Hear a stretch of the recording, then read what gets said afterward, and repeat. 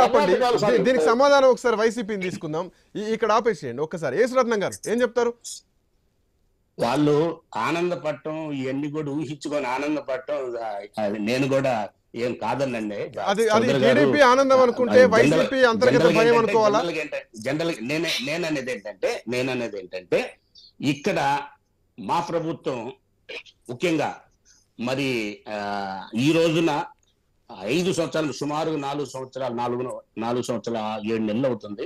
4 సంవత్సరాల 7 నెలల్లో కూడా మేము ఏదైతే మేనిఫెస్టోలో పెట్టామో పెద్దలు ఇప్పుడు చెప్పారు, శ్రీనివాస్ చౌదరి గారు చెప్పారు.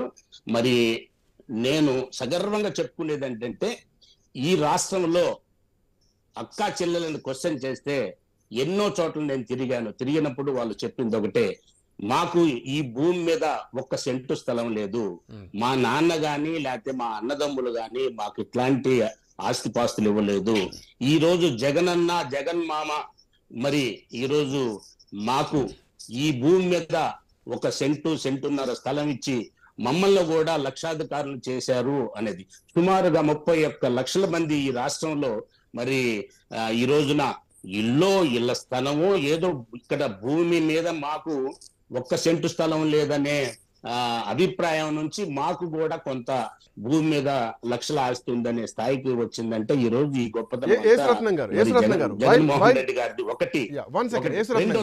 రెండోది ఏంటంటే ఎవరు మాట్లాడినా మన సైదా గారు మాట్లాడినా శ్రీనివాసరావు గారు మాట్లాడినా ఎవరు మాట్లాడినా వేరే పార్టీ వాళ్ళు మాట్లాడేటప్పుడు ఏంటంటే వాళ్ళ పాజిటివ్ ఉంటుంది. నేను కూడా మా పార్టీ పాజిటివ్ చెప్తూ ఇప్పుడు చంద్రబాబు నాయుడు గారు 14 సంవత్సరాలు చేశారు. చేసేసిన తర్వాత వారు కూడా చాలా సంక్షేమ పథకాలు అనౌన్స్ చేశారు.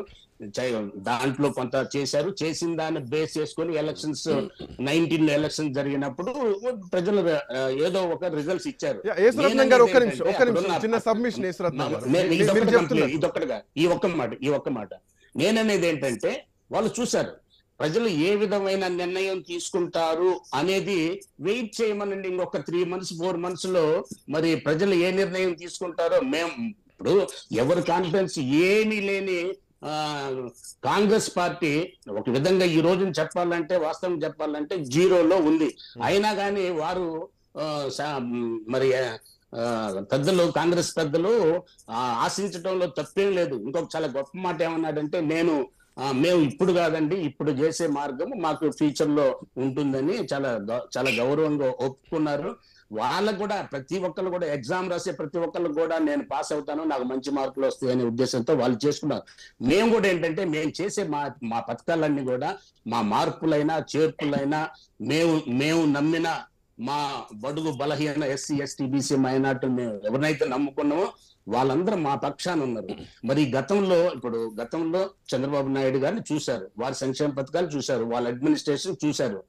చేసేసిన తర్వాత మాకు పట్టం కట్టారు. మాకు కట్టిన తర్వాత ఈ 5 ఏళ్ళు మా దగ్గర మా సంక్షేమ పథకాలు, మా ప్రభుత్వ పథకాలు, మా ముఖ్యమంత్రి గారిని, మా మంత్రుల్ని, మా ఎమ్మెల్యేలు చూశారు. చూసేసిన తర్వాత డెఫినెట్ గా ప్రజలు ఒక 4 నెలల్లో తీర్పు ఇవ్వబోతున్నారు. కాబట్టి యేసురత్నం గారు ఒకటి సమాధానం చెప్పండి. మీరు చెప్తున్నట్టు అంటే ఇందాక మన చర్చలోనే రావడం జరిగింది, కర్ణాటక ఎన్నికల్లో అధికార పార్టీ ఓటమి జరిగింది. ఆ తర్వాత పక్క రాష్ట్రం తెలంగాణ రాష్ట్రంలో చాలా స్ట్రాంగ్గా ఉన్నటువంటి బీఆర్ఎస్ పార్టీ ఓడిపోవడం జరిగింది. ఆంధ్రప్రదేశ్లో కూడా సేమ్ రిపీట్ కాబోతోందంటూ కూడా ప్రతిపక్షాలు మాట్లాడుతున్నాయి. సరే, ప్రజల్లో ఒక వేవ్ వచ్చిందంటే కనుక ఎవరు ఏం చేయలేరు. వన్స్ ఇట్లాంటి వేవ్ ప్రజల్లో క్రియేట్ అయిందంటే కనుక ఆ గాలి గెలిపించేస్తుంది, లైక్ తెలంగాణలో కాంగ్రెస్ పార్టీ గెలిచినట్టుగా. ఇక్కడ పాయింట్ ఏంటంటే మీరు చెప్తున్నట్టు కొన్ని వర్గాల ప్రజలకు ఇళ్ల పట్టాలు ఇవ్వచ్చు, కొన్ని వర్గాల ప్రజలకు లక్షాధికారులు చేయొచ్చు. బట్ రాష్ట్రం అంటే అన్ని వర్గాల ప్రజలు ఉంటారు, అన్ని సామాజిక వర్గాలు ఉంటాయి, అన్ని కోణాలు ఉంటాయి. విద్యార్థులు ఉంటారు, నిరుద్యోగులు ఉంటారు, ఉద్యోగులు ఉంటారు. వీళ్ళందరినీ దృష్టిలో పెట్టుకొని ప్రభుత్వ పాలన జరగాలి.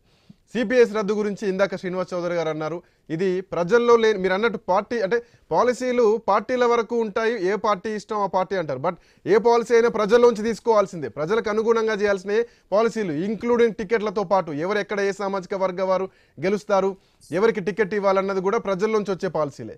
ఇట్లాంటి విషయంలో మద్య నిషేధం గురించి ఇప్పుడు వైసీపీ ఎన్నికలకు వెళ్లే ముందు ఏం చెప్తుంది, సిపిఎస్ రద్దు గురించి ఏం చెప్తుంది, జాబ్ క్యాలెండర్ గురించి ఏం చెప్తుంది, స్పెషల్ స్టేటస్ ప్రత్యేక హోదా గురించి ఏం చెప్తుంది, ఇంకా పోలవరం గురించి ఏం చెప్తుంది, పారిశ్రామికంగా అభివృద్ధి గురించి ఏం చెప్తుంది, విద్యార్థులకు ఉద్యోగ అవకాశాల గురించి ఏం చెప్తారు? ఇవన్నీ చెప్పిన తర్వాత ప్రజల్లోకి వెళ్తా ఉన్నారు. సో వీటికి సమాధానం చెప్పాల్సినటువంటి టైం ఇప్పుడు రానే వచ్చింది. రాజధాని విషయం కూడా, యా, 3 రాజధానుల విషయం, మీరు చెప్పిన రాజధాని విషయం. Thank you. అదేనండి. ఇప్పుడు మీరు నమ్మిన పాలసీస్, ఇప్పుడు మీరు అనుకున్నారు రాజధాని ఇక్కడ ఉంటే బాగుంటుందని అనుకున్నారు. మరి మేము వేరే యాంగిల్లో ఇది వికేంద్రీకరణ గురించి ఆలోచించేసి ఆ విధంగా చేశాము. ఇట్లా ప్రతిదీ కూడా మేమిచ్చే ఇప్పుడు సిపిఎస్ రద్దు అని అన్నారు. సిపిఎస్ రద్దు అనేది మరి మన చేతుల్లో కొంత మాత్రమే ఉంటుంది, ఇది అందరికీ తెలిసిందే. ఇది మరి ఆ రోజున కూడా అసోసియేషన్స్ కి ఆ ప్రభుత్వం ఇచ్చింది, తెలంగాణ గవర్నమెంట్ లో ఉన్న ఈ ప్రభుత్వం ఇచ్చింది. అందరూ కూడా చెప్తున్నారు మనకి రాష్ట్ర ప్రభుత్వానికి కొన్ని పరిధులు ఉన్నాయి కాబట్టి ఆ పరిధులను దాటి జిఎస్టి తగ్గించాలా పెంచాలనేది మనం అనుకుంటాము. ప్రభుత్వంలో ఉన్న చీఫ్ మినిస్టర్స్ కూడా అనుకుంటున్నాం దారుణమైన పరిస్థితి ఉంటే మరి గవర్నమెంట్ ఆఫ్ ఇండియా ఈ విధంగా దారుణం చేస్తుందని. కానీ అది మన చేతుల్లో లేదు కదా, తగ్గించుకోవటం పెంచుకోవటం మన చేతుల్లో లేదు కదా. అట్లనే కొన్ని పథకాలు డెఫినెట్ గా అది మనం ఎంత చేయాలనుకున్నప్పుడు కూడా మనం చేసే పరిస్థితుల్లో దానిలో భాగమే ఈ రోజు స్పెషల్ స్టేటస్ కానీ, లేకపోతే సిపిఎస్ రద్దు కానీ, లేకపోతే ఇంకోటి కానీ అండి. వీటన్నిటిని మీరు చెప్తున్నట్టు పరిధి ఉంటుంది, ప్రభుత్వానికి ఒక పరిధి ఉంటుంది అనుకోవచ్చు. బట్ మద్య నిషేధం విషయంలో ఎట్లాంటి పరిధి మీకు కనిపించింది? ఉద్యోగాల విషయంలో ఎట్లాంటి పరిధి కనిపించింది? పరిశ్రమల్ని తీసుకురావడం విషయంలో ఎట్లాంటి పరిధి కనిపించింది? ఈ ప్రశ్నలు ప్రజల్లో.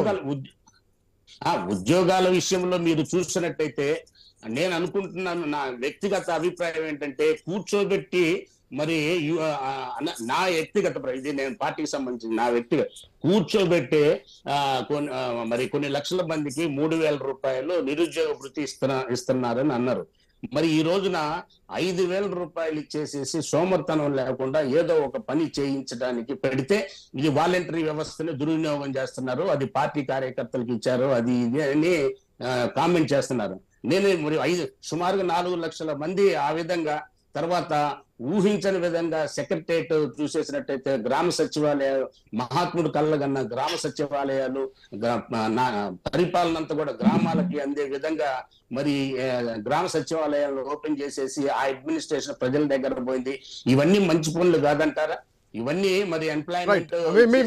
మీ పాయింట్ ఇక్కడ ఆపండి ఒక నిమిషం, దీని క్లారిటీ నేను ఒకసారి మనం కోటేశ్వరరావు గారిని అడుగుతారు. కోటేశ్వరరావు గారు, గ్రామాల్లోకి పాలన వెళ్ళిపోయింది, గ్రామ సచివాలయాలు ఏర్పడ్డాయి, ఈ అంశం ఒకటైతే రాజధాని లేదు అన్నది ఒకటి. సో యా, సబ్మిషన్ ఇవ్వండి శ్రీనివాస్ గారు. Please continue. చెప్పండి. పెద్దలు ఎమ్మెల్సీ యేసురత్నం గారు మాట్లాడుతూ గ్రామ స్వరాజ్యం గురించి మాట్లాడారు. ఆ ప్రశ్నకే మాట్లాడతారు, ఎందుకంటే ఎక్కువ మాట్లాడదలుచుకోలేదు. ఎన్ఆర్జీఎస్ ఫండ్స్ సర్పంచ్ మీకు చేరకుండా సొంత జిల్లా కడప జిల్లాలో సర్పంచ్ అధికారం చేశారు.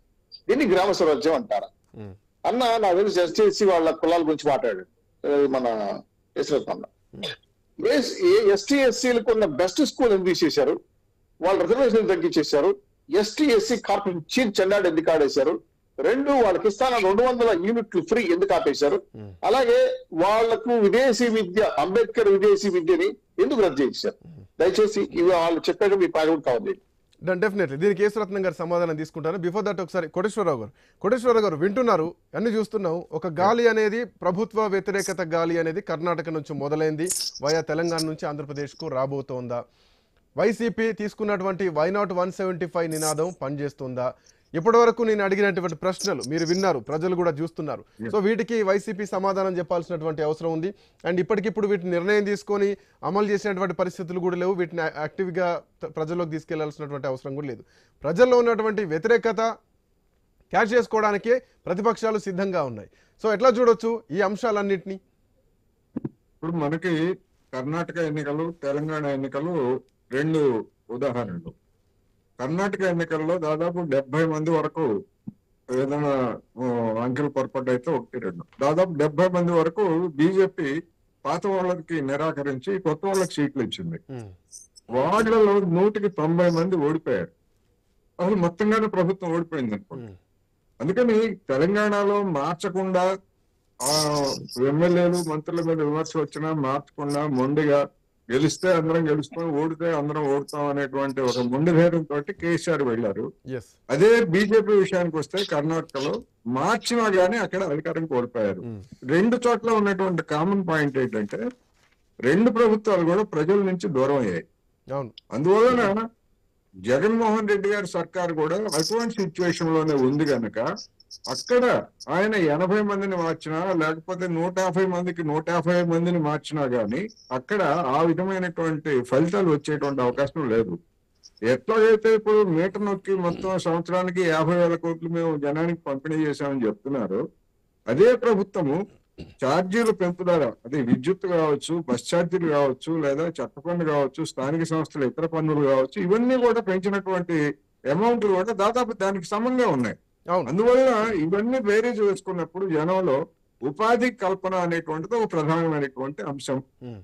చంద్రబాబు నాయుడు గారి హయాంలో లేదా చంద్రబాబు నాయుడు గారి ఓటమి పాలు కావడానికి అదే, ఎందుకంటే బాబు వస్తే జాబ్ వస్తుంది అన్నటువంటి అభిప్రాయాలు ఆ రోజు వాళ్ళు దాన్ని నిలుపుకోలేకపోయారు.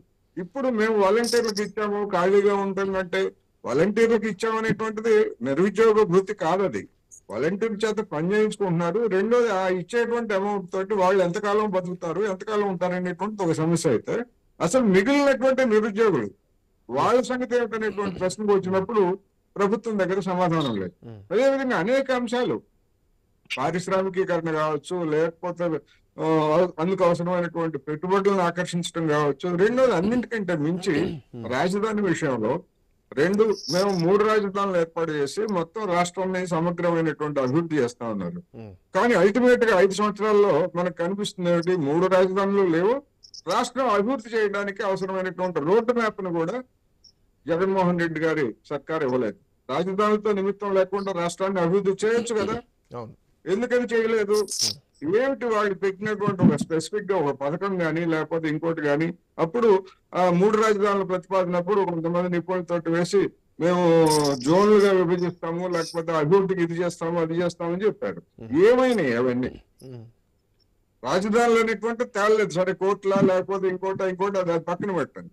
అభివృద్ధి ఏమైంది? మీరు చెప్పినటువంటి అభివృద్ధి ప్రణాళిక ఏమైందంటే వాళ్ళ దగ్గర సమాధానం లేదు. ఎంతసేపటికి మేము గ్రామ సచివాలయాలు ఏర్పాటు చేసాము, లేకపోతే ఇది ఇచ్చాము. ఇప్పుడు గ్రామ సచివాలయాలు ఏర్పాటు చేసినంత మాత్రాన లేకపోతే ఇంకోటి ఇచ్చినంత మాత్రాన మిగిలినటువంటి అంశాల్లో తిరోగమనం లేకపోతే ప్రజల మీద భారం ఉన్నప్పుడు ఆ అసంతృప్తి తలెత్తుతుంది. అంటే మీరు అన్నట్టు పెట్టుబడులు రావాలన్నా కానీ, పరిశ్రమలు రావాలన్నా కానీ గ్రామాల్లోకి ప్రజలు వెళ్ళారు. అంటే పాలన అనేది గ్రామ స్థాయిలోకి వెళ్ళింది. గ్రామ స్వరాజ్యం మాట్లాడుతున్నట్టు వైసీపీ పెద్దలు చెప్తున్నట్టు, సో గ్రామాల్లోకి పాలన వెళ్ళింది అన్నప్పుడు పెట్టుబడులు గ్రామాల్లోకి రావు, ఒక రాజధాని కేంద్రంగా పెట్టుబడులు వస్తాయి. సో ఇట్లా నేపథ్యంలో ఏ రాజధాని లేనప్పుడు పెట్టుబడులు ఎక్కడ పెట్టాలి? సారీ, రాజధాని కేంద్రంగా పెట్టుబడులు అనేటువంటిది ఒక రాంగ్ కాన్సెప్ట్. ఎందుకంటే ప్రభుత్వాలు పెట్టేటువంటి పెట్టుబడులు గతంలో రాజధానుల కేంద్రాల్లో పెట్టి ఒక రాంగ్ పాలసీని అమలు చెప్పారు. అది బెంగళూరు కావచ్చు, చెన్నై కావచ్చు, లేకపోతే ఇంకోటి కావచ్చు. ప్రైవేట్ పెట్టుబడులు అనేటువంటివి ఎక్కడ వస్తాయంటే వాళ్ళకి ఎక్కడ లాభాలు ఉంటే అక్కడికి వస్తాయి. అందువల్ల మౌలిక వసతులు లేకపోతే భూమి ఎక్కడ కారు చౌకగా వస్తుంది లేదా అప్పనంగా అప్పగిస్తారు, సబ్సిడీలు ఎక్కడిస్తారు అనేటువంటిది. ఇప్పుడు అలా అనుకునేట్లయితే మరి విశాఖపట్నంలో ఫార్మా కంపెనీలు, అదేవిధంగా ఉత్తరాఖండ్ ఫార్మా కంపెనీలు.